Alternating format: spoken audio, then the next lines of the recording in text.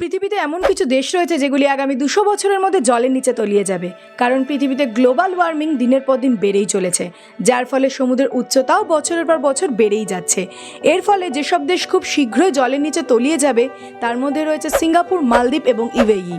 এই দেশগুলির মাটি প্রতিদিনই 1 থেকে 2 ইঞ্চি করে সমুদ্রের নিচে চলে যাচ্ছে, কিন্তু জাপানের মতো আধুনিক দেশ ইতিমধ্যেই মাটির নিচে একটা গোটা শহর তৈরি করা শুরু করে দিয়েছে। এই শহরগুলিতে 40,000-এরও বেশি মানুষ ইতিমধ্যেই বসবাস করছেন। এই শহরগুলির মধ্যে রয়েছে মল, হসপিটাল, পার্ক সহ আরও একাধিক সুবিধা। অন্যদিকে যখন দুবাইয়ের রাজা, যিনি ভবিষ্যৎ নিয়ে অনেক কিছু ভেবেছেন, তাকে এই বিষয়ে জিজ্ঞাসা করতেই তিনি জানান, সবাইকে তো একদিন মরতেই হবে, তাই এইসব চিন্তা করে ভবিষ্যতের প্ল্যানিং কেন খারাপ করব? আর যখন সবাই জলে ডুবে যাবে তখন কেই বা কাকে দেখবে? তাই যতদিন না কিছু হচ্ছে আমরা যা করার করে যাব। যদিও পৃথিবীতে কিছু কিছু দেশ জলের নিচে থাকার ব্যবস্থা ইতিমধ্যেই শুরু করে দিয়েছে, তবে আমরা তো আমাদের জীবনযাপন ঠিক ভালোভাবেই করে নেব।